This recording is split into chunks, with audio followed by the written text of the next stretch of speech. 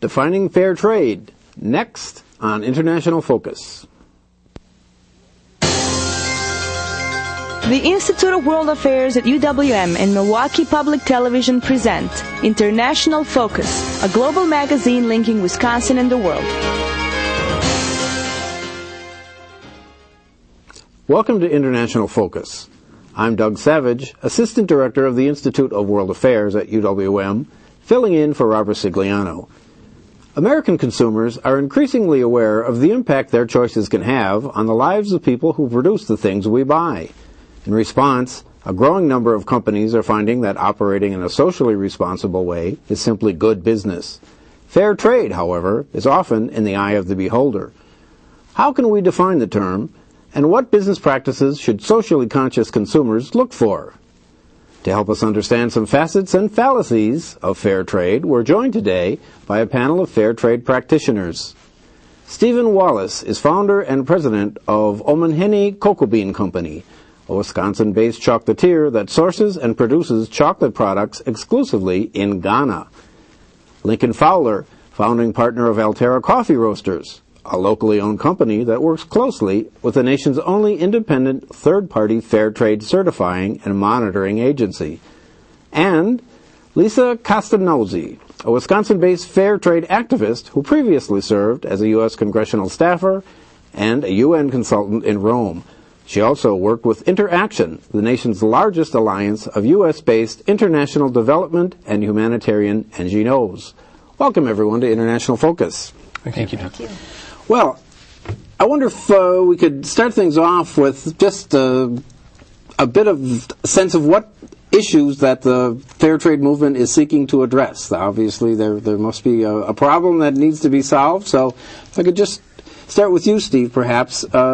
What is it that fair trade activists are really trying to accomplish? Well, I think fair trade it's not a strictly defined term, but in general it means a lot of things to a lot of people, and it has to do with a concern with the authenticity of where things come from, sustainability issues, paying growers or farmers or manufacturers fair wages, sustainable wages. And I think it also then grows to encompass things like environmental sustainability, greenhouse effect footprints, carbon footprints, that sort of thing. So it's a general term, maybe loosely defined, as we're swimming in this fast-moving stream where everyone reads into it what they want. But it's a concern with, I think, in general, good corporate business practices. And Lincoln, what about particular aspects to your industry, the coffee business? Right. I can certainly speak to coffee, and I guess I should confine my comments to fair trade with a big F and a big T, whereas Steve might be talking about fair trade with a small f and a small t. Alterra Coffee roasts about 500,000 pounds of fair trade coffee every year, and that coffee is certified by Transfair USA to ensure that the fair price that we pay for that coffee actually moves down the chain all the way to the farmer and is less diluted by the middlemen in between. This, at least in the world of coffee, is one of the key tenets of fair trade, is that we pay a floor price for this coffee, and even when the commodity market drops lower, we're still guaranteeing this fair wage to the farmers. And that relationship, certified by Transfair USA, is really the mechanism that helps guarantee this living wage back to the farmers. And there are other elements in the transfer model, pre-financing, whereas we put money up for the growers down in other countries ahead of product arriving in our facilities, and other elements that address how the ecological practices occur on the farm, how the workers are treated, and other things. But really the core element of this is making sure that a living wage is passed back to the farmer.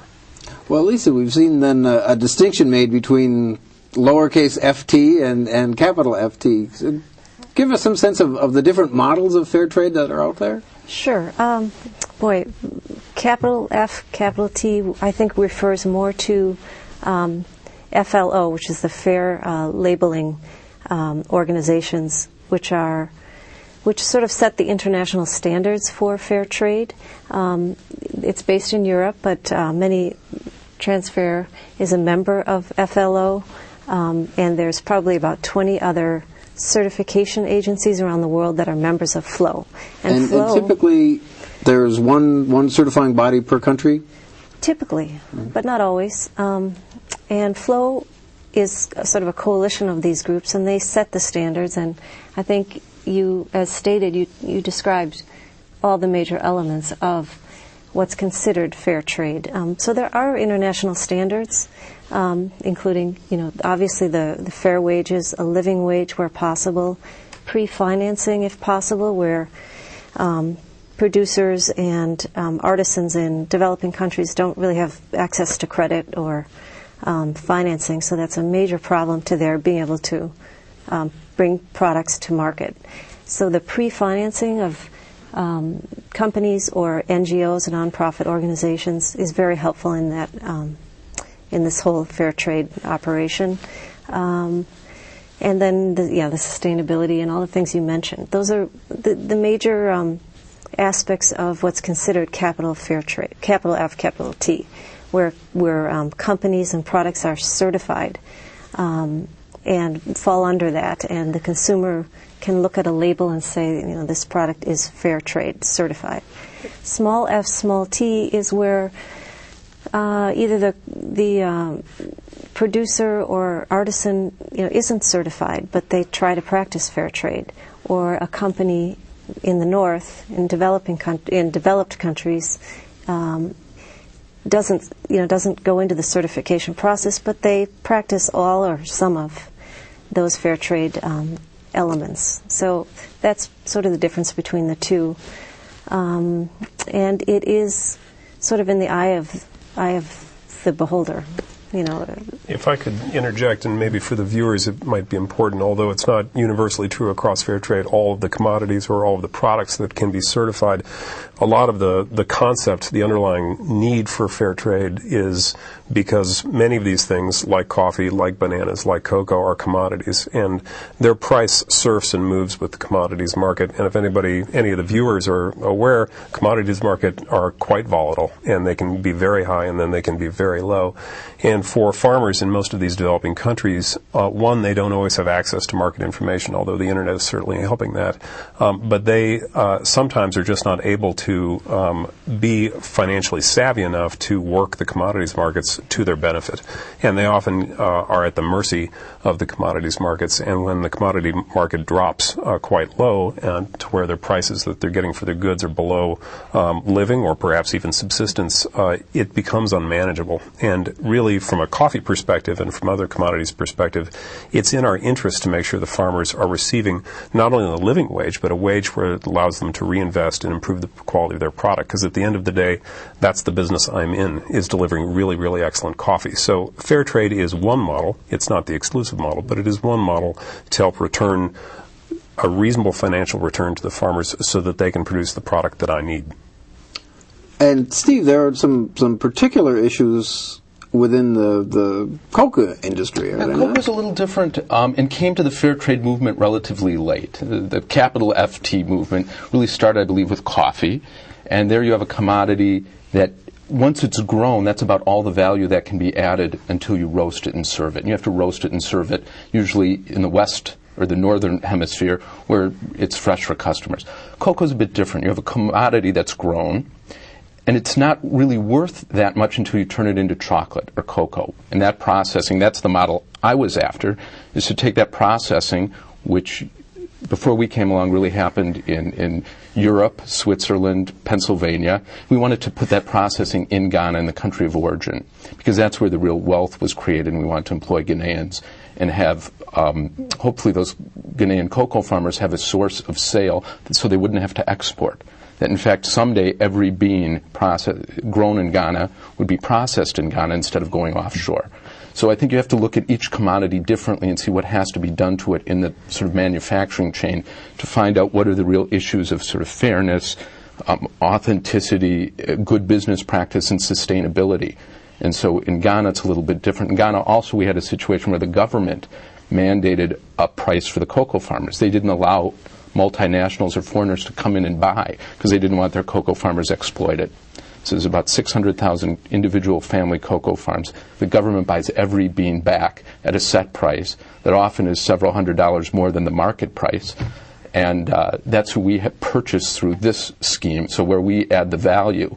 And I think the fairness is in the manufacturing in a country of origin. We were the first chocolate company to do that. So that value-added portion of the equation actually stays with the producers. Stays in the producing company, and therefore gives these cocoa farmers a different buyer, a different choice of who to sell to. You talked about market-savvy farmers. Even if you're market-savvy, some of the commodities markets are really controlled by one or two companies. Cocoa, there's a handful of producers, 3, 4, set the price. No matter how smart a cocoa farmer you are, they're going to win every time. So we're trying to give them a different source of purchase. Well, Lisa, we've got just a few minutes before our break, but I wonder if you could explain a little bit about how an individual producer might get hooked up into this system. Well, it's tough for producers, artisans in developing countries to get access to markets. And the fair trade movement really started in the 1940s, in Europe and then the U.S. among refugee assistance agencies, aid agencies that were working in developing countries and saw these great products and commodities and said, how can we bring them to the north and help communities in these poorer countries? So that's how it started, and really those agencies were started the movement and helped with logistics, shipping, marketing, pre-financing to help bring those products to market. And it's still today it's a very tough thing for an individual producer to become global on their own. So these agencies and businesses now have been very helpful, and it's been in general a very good thing.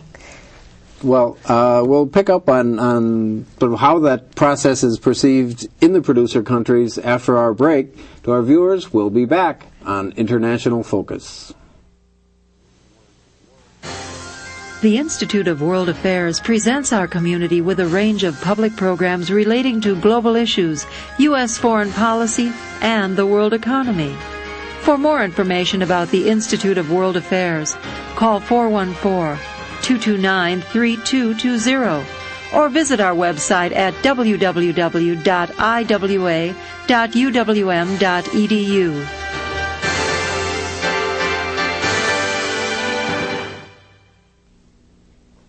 Welcome back to International Focus. We're talking fair trade with Steve Wallace.